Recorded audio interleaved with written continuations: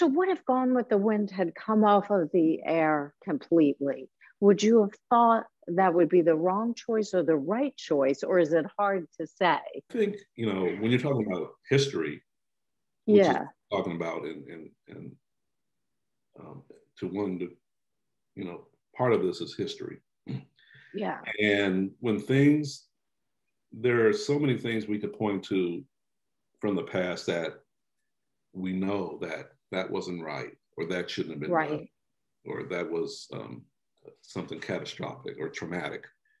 And I do think the thing about history is you learn from it. And you're not always going to like history. And Mm-hmm. I mean, you might like if someone says, hey, someone came with the cure for polio, or someone Yeah, cured, whatever it is. Okay, you look at that finally and go, oh, that was a great thing. That was a great discovery. But then you have those things in history where it's, the Native Americans were massacred almost to the point of extinction. mm-hmm. That's history. And Yeah, it's not something that you look at and go, oh, that was nice. No, you look at that and go, oh, that was a horrible thing. But you learn from it. So I think history, there are the enlightening parts of history, and there's that part of history which is dark. right. And both of those, from one end of the spectrum to the other, I think we learn from those things. So when they were talking about pulling Gone with the Wind, at the end of the day, Mm-hmm. my decision how that was going to go. But to put some context on it and say, look,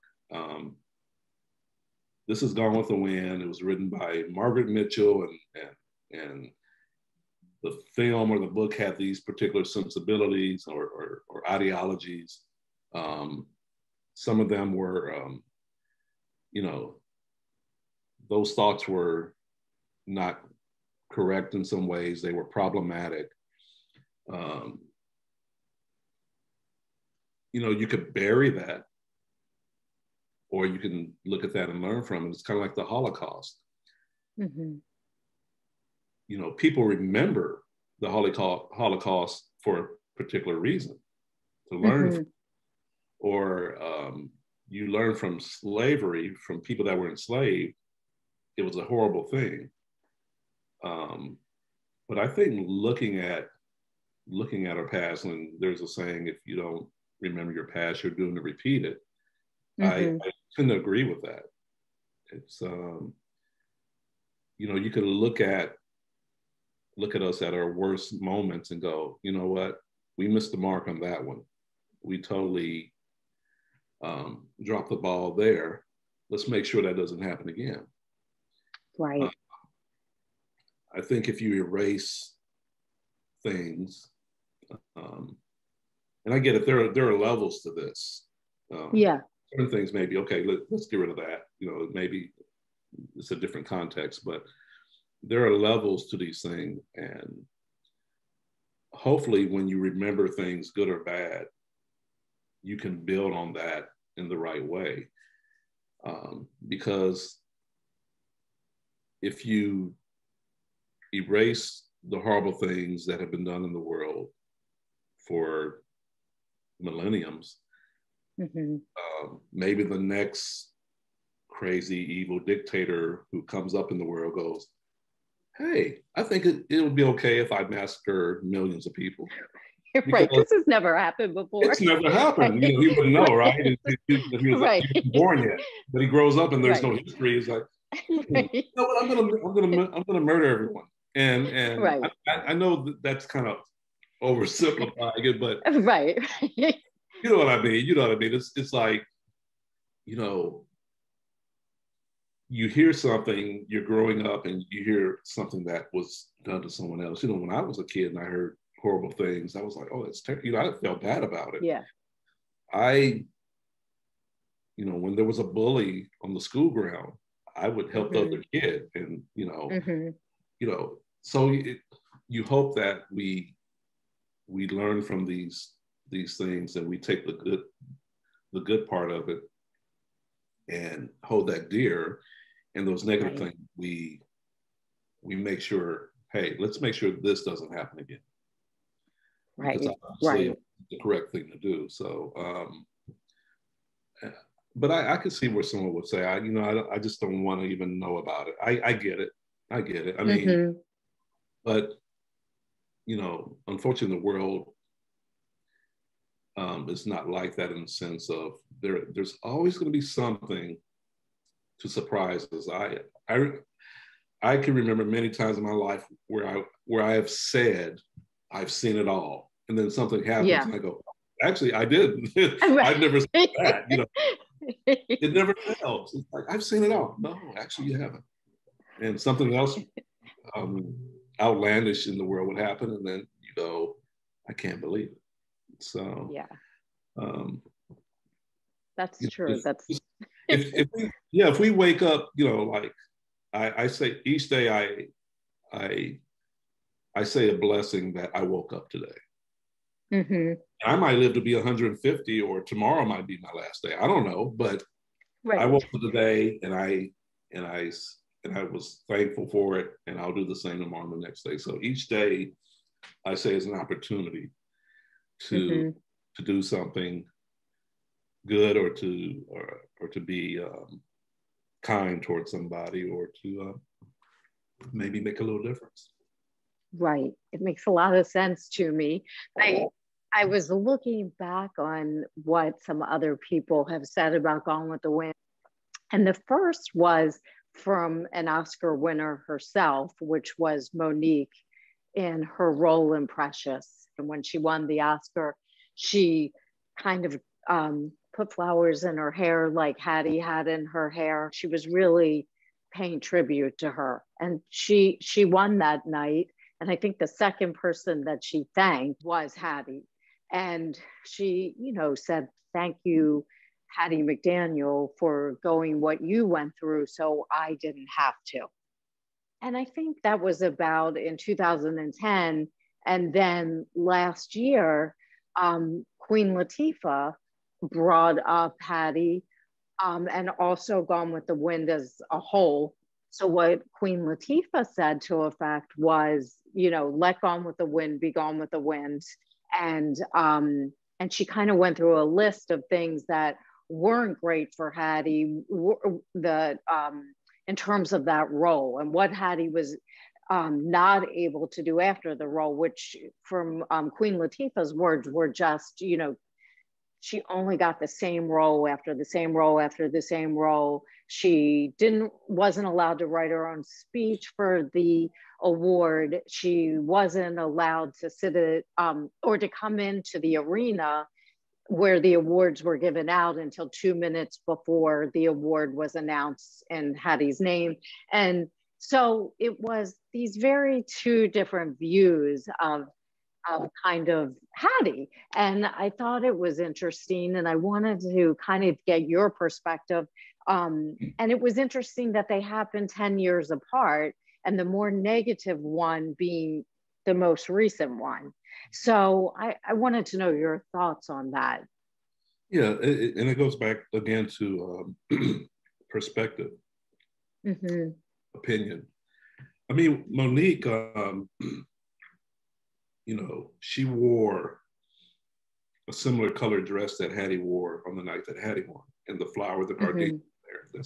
So that was definitely a tribute to Hattie.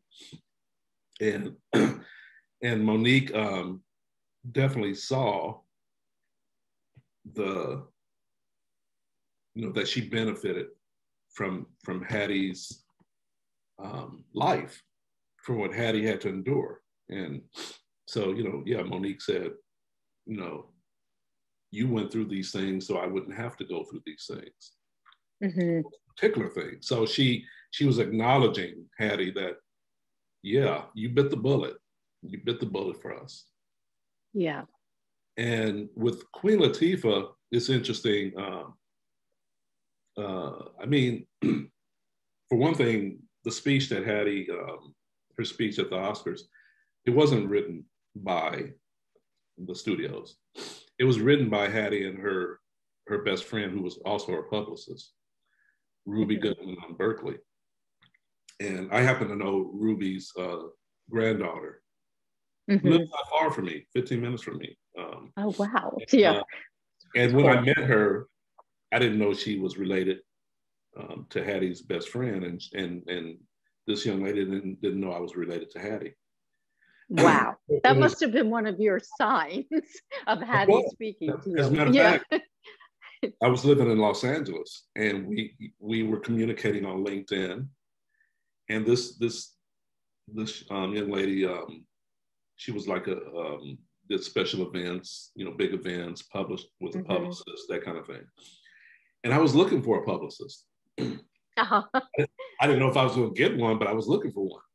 Right. And so we were communicating, and she was telling me things that she was working on, and I told her, I was working on this thing with Hattie, and she said, Hattie? I said, yeah. I said, yeah, Hattie was my great grandaunt. She said, oh my God, we have to meet. I said, why? She said, your great grandaunt and my grandmother were best friends, and my grandmother was your aunt's, also her publicist. And here I am talking to this lady, talking about maybe her being my publicist. So it was really kind of out of body. Yeah. So, she was living near San Diego. I was living in LA. So I drove down here, and we met, and I ended up moving down. And she knew the story that they had written the speech together. It had been passed down to her, that information. Yeah, she knew. So Queen Latifah wasn't correct on that. So I mean, and Hattie was in the building. She was sitting at a table, in the back. But I mean, that doesn't excuse that Hattie had to be separated from the rest of the cast. I get that. She barely made it into the building. That there was a no blacks policy. That's something that Hattie dealt with throughout her career. And when she, her wish was to be buried at a certain cemetery. She was denied that because of her skin color. And there are a lot of those examples of these things that she had to go through. So yeah, I mean, it's funny. I speaking of Queen Latifah, I was in a Queen Latifah video years ago. The video was for a song that was in a movie she did. I believe the movie was called Bringing Down the House. It was in the early 2000s. Okay. And in the movie, Queen Latifah plays this Black woman who is apparently falsely accused of a crime, so she has to go to prison. And Steve Martin plays this lawyer. So Queen Latifah's character breaks out of prison, escapes prison, and somehow gets associated with Steve Martin as far as him trying to help her clear her name. And in the movie, there were a lot of these Black characters, drug dealers, gangbangers, and it was a lot of stereotyping going on in that movie. Right. So I'm listening to Queen Latifah say, Gone with the Wind, stereotype, it should be gone. It should. Right. I'm thinking, but Queen Latifah, you were in this movie. Right. There were a ton of stereotypes. There was even a scene where this white character, this older lady, starts singing like spiritual Negro hymns. Right. And it was just like, I remember the reviews by some of the critics about that. They were like, oh my gosh, it's like, talk about an insulting, Wow, really? So I'm like, okay, Miss Latifah, okay. Right. But, I get why Queen Latifah was saying that about Gone with the Wind, because it was problematic in some ways. But Queen Latifah kind of has to look at some of her films and use that same barometer, that same measuring stick to say, you know what, some of my films were a little bit, on the, stereotypical side. Right. So, but, like I said, if Queen Latifah was an actress in the 1930s 30s and 40s and 50s. Mm-hmm. Her experience would be different than her experience of the 1990s and the 2000s that she experiences now. Right. And it's really hard to be in someone else's shoes, even in the same era. Like I could never be in your shoes, and we're in the same era. But imagine trying to be in someone else's shoes 80, 90, 100 years ago. Right. And you could get lynched just for speaking up, just for saying, you could get lynched for not moving out of the way on the sidewalk or for looking at someone. So I think unless you've lived that particular person's experience, it's really difficult to really judge it correctly, unless it's really obvious. But Hattie, she saw some things that Queen Latifah never saw. Right. That's not to say that Queen Latifah never had hardships. I'm sure she had her share of things. So I would never take that away from Queen Latifah. So, and the other interesting part is there was this kind of a episodic thing that Netflix did on Hollywood, and Queen Latifah, I saw that. But it was make-believe. It was a make-believe. Oh, make-believe, yeah. Yeah, it wasn't real because in the series, they had this Black character, a screenwriter, win an Oscar, and they had this Black leading lady win an Oscar, and Hattie was supposed to be this, she was supposed to be this character, it was supposed to be Hattie McDaniel giving advice to this other actress. And the thing that occurred to me was, wow, we're making films about Hattie, about something that never happened, but we're having a difficult time making a film about Hattie, about what really happened. Right. But we're okay with the make-believes, but the real story needs, it's really ironic. So when Queen Latifah says, "Oh, Gone with the Wind should be gone," right? No, I don't think it was a great choice to play a make-believe, put Hattie in a situation of it was kind of like, this is what we wished Hollywood would have been like back then, and how, where everybody got a fair shake, kind of a thing. So it was kind of like a fantasy, almost kind of a story. So I saw a snippet of it and I was like, I'm not interested, because I have a vested interest, a different lens. Yeah. That's all interesting. Queen Latifah has every right to have her opinion. That's okay.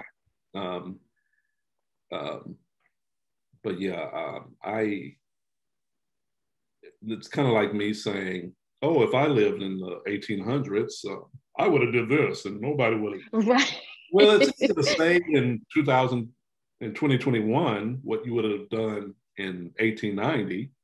Yeah. You don't know what you would have done, because you would never know the conditions. You wouldn't have known how harsh it was, or there's just no way to say what your reaction or your direction would be. So it's difficult. It's a difficult conversation to have.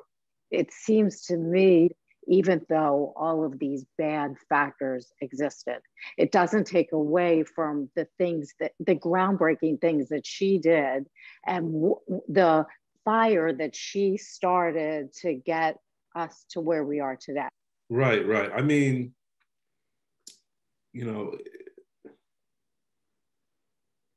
I could look back on that, and the thing about it is, it's always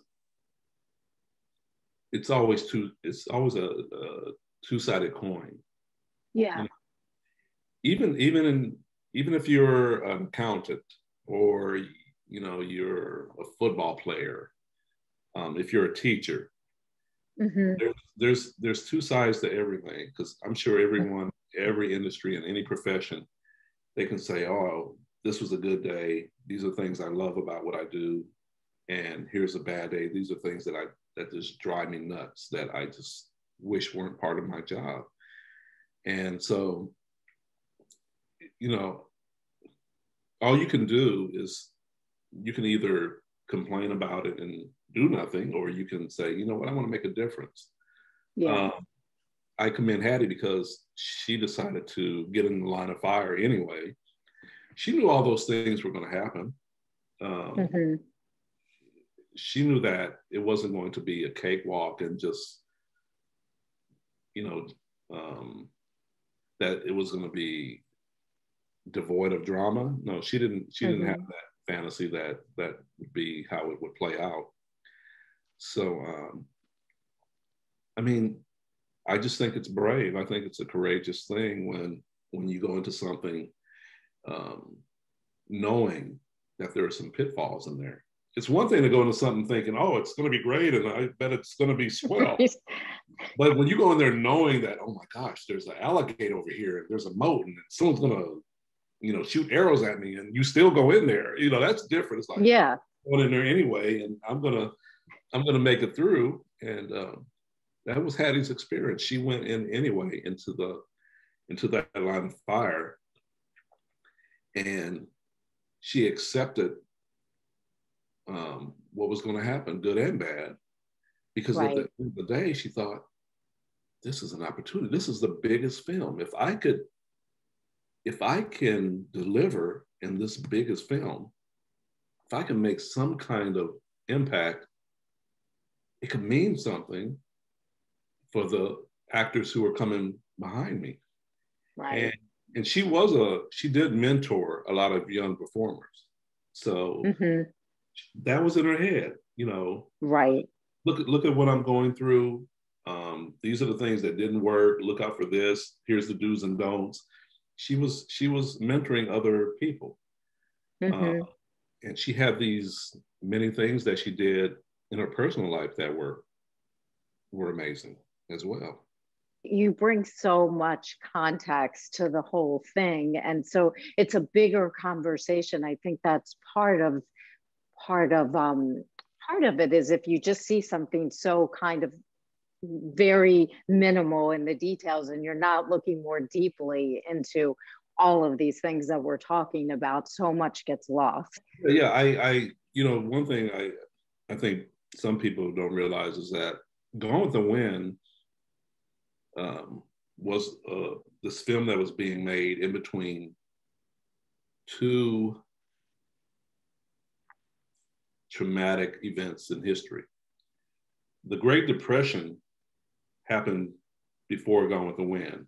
The country was still kind of recovering from that. And then Gone with the Wind is starting to go into production. And then right on the other side of Gone with the Wind is World War II. So here you have this film, this production that's going on, and from this woman whose parents were born into slavery. The Great Depression had happened. World War II is around the corner. You're a Black woman. The NAACP is after you. The white community is calling you the N-word. All these things are just all over the place. And while all of this is happening in her career, she decides, I'm going to entertain the troops during World War II. I'm going to sell war bonds during the war to help the war effort. And then went to court because her white neighbors didn't want her to be in the house that she purchased.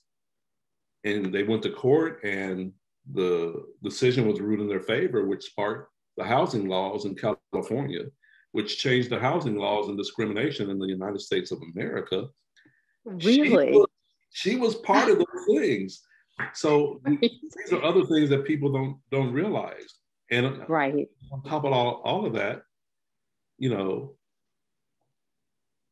being looked at as, you know, the misnomer was that Black people were 2/3 of a person or 3/5. And so these really incredible Neanderthal thoughts. And so here's this woman going through all these things, and a lot of them were difficult, but she still had this character and compassion and empathy to say, hey, I want to make our troops feel better. Some of them have been injured. She's going to the hospital. She's visiting them. You know, she's mentoring other people. Mm-hmm. She's throwing parties for all of her friends in the acting community, Black and white. Mm-hmm.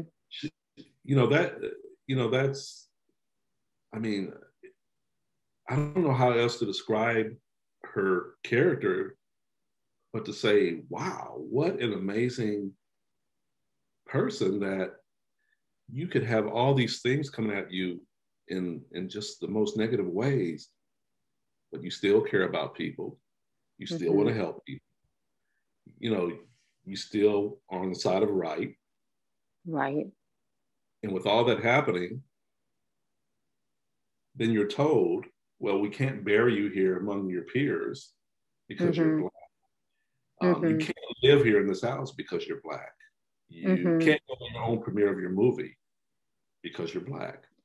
Right. So, I mean, imagine, you'd have to muster all your faith, right, just to keep from imploding. Yeah. What really strikes me that's so compelling and interesting about it is, and especially what you just said about World War II and the Depression, is that it's not only our individual actions that are going on, it's also the whole world around us and what's happening in history that plays a factor in everything. So it's not like they're isolated incidents, that we're all isolated people. We're all affected by everything around us. And I think people forget that. And I wanted to make sure you told us the story about how Hattie wasn't allowed to go to the premiere in Atlanta, but somebody else was at that premiere. That was surprising, because to me, this is one of those moments in history where things are connected and they all have meaning, and it's mind-blowing to me, the story. So I just want you to share that. Yeah, imagine you're in the biggest movie to that point that's ever been made. Everybody's talking about it. If you don't know about the movie, then you're probably living under a rock somewhere. Right. So everybody knows about this film. Everybody's heard of it. Doesn't matter where you're from. And she gives this otherworldly performance with what she had to work with. She was able to take this character and somehow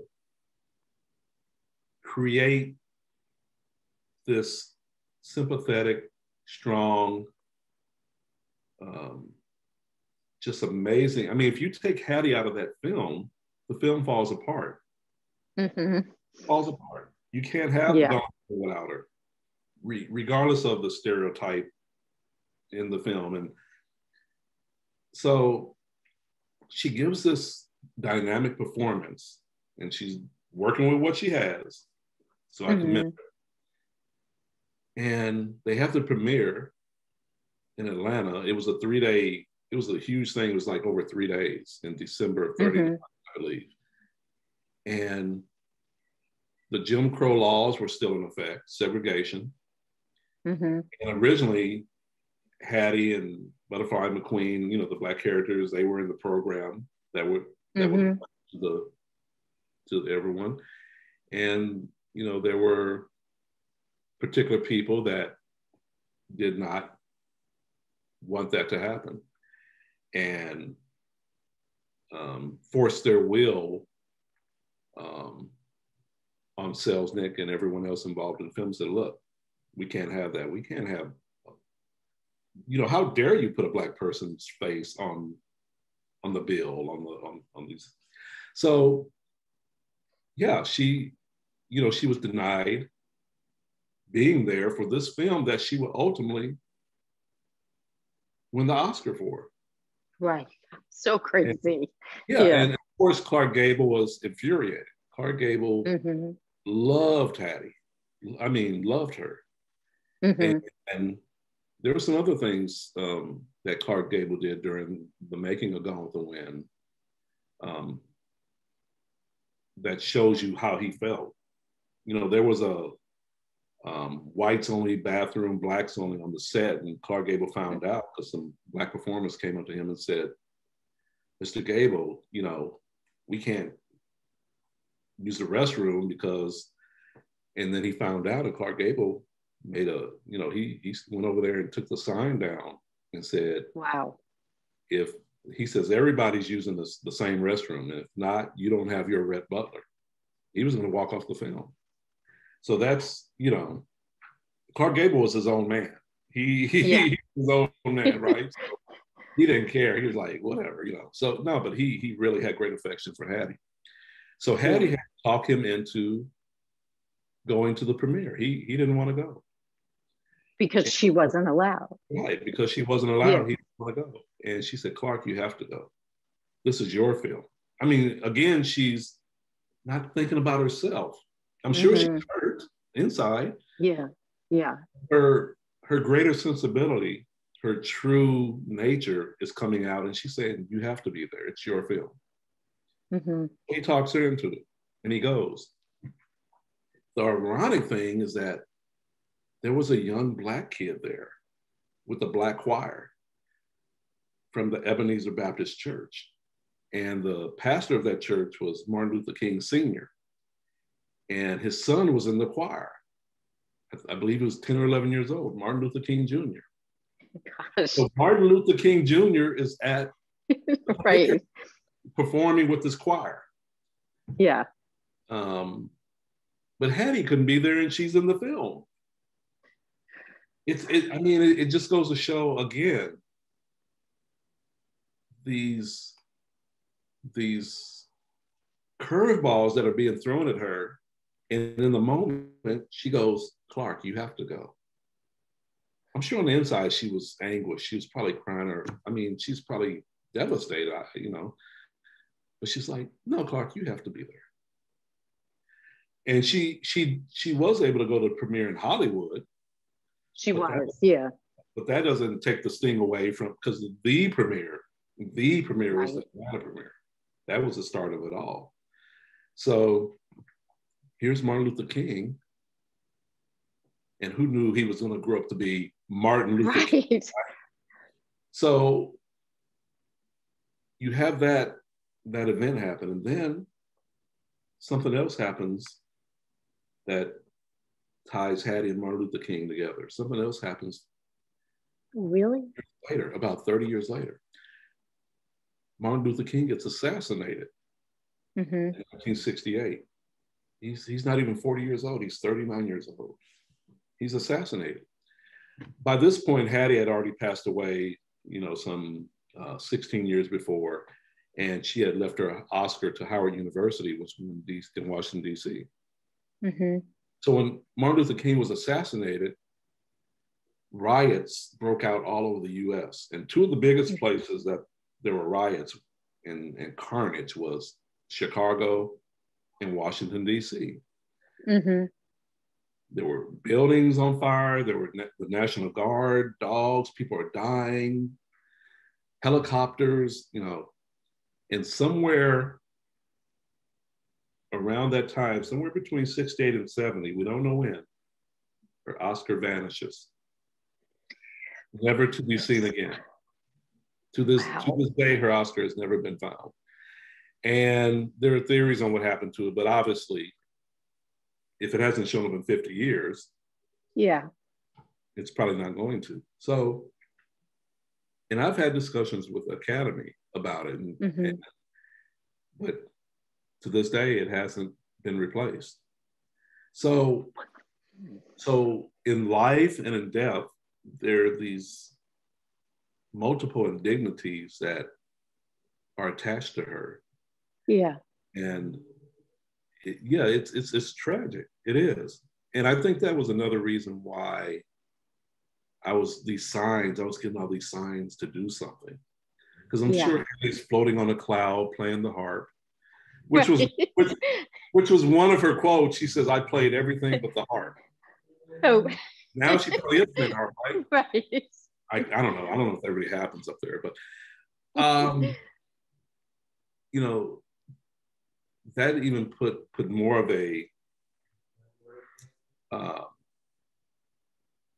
a feeling of responsibility on my shoulders that, you know, there are these, you know, because there's more than just plans for a documentary. There's a docuseries, there's a book, there's a foundation, there's these multiple things that over the next 5 and 10 years that I want to do in relation to the family, to so that when people say Hattie McDaniel, they just don't say Gone with the Wind, Mammy, that's it.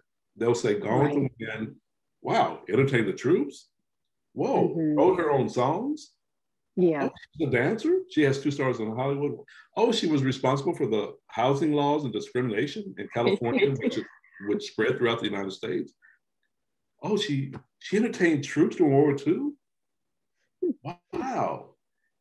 What? She wasn't allowed at the premiere. I mean, all, you know, the good and the bad. Yeah. There's a fuller picture there. She had 4 husbands. Really? Wow. 4? Did you say 4? 4 husbands, yeah. So most of them didn't work out because they didn't have good intentions. They, you know.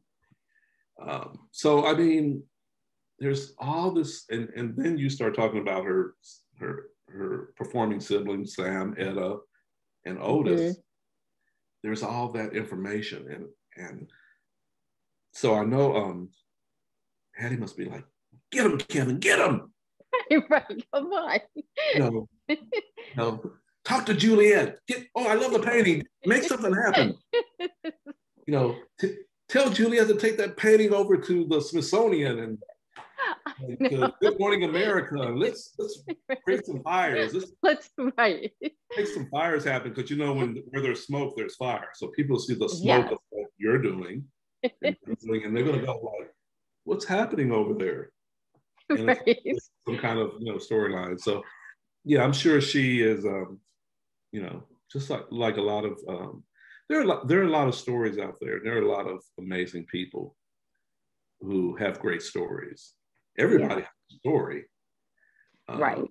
But there are unlimited stories to tell. You know, I don't think we would ever run out of stories if we had the time and the resources to tell them. So it made sense for me to start with Hattie, because right there, and she was bugging me, and you know, she was making things happen. I mean, I'm not saying stuff like making stuff float around the house or anything, but right, you know, stuff that would scare me. But she was there were all these things that would happen, and these signs, and something I would meet someone, and then the conversation would come up, and they would go, "Oh yeah, I knew your father," and just weird, just this stuff like that. Yeah. So it made sense for me to start with Hattie, because I knew that I wouldn't get anything else done if I didn't start. Right. There are 100 other things I want to do, but I can't really get to them because Hattie is like really in my ear. So yeah, she's somewhere right there. So yeah, so here we are. It's such an important story. It's such an unknown story in so many ways, so many details of it. I know that I love her and would have enjoyed so much learning more and more about her from you, and would love to see the docuseries, documentary, everything, to, you know, just find out even more. So it's very exciting. And it's been great. And I hope that we continue our friendship, and I get to, you know, find out more and more as you progress with the whole project. Yeah, and thank you for your time. And of course, I'm glad that the Hattie website is up, www.hattiemcdaniel.com. It's a lot of information on there. There'll be a lot of updates.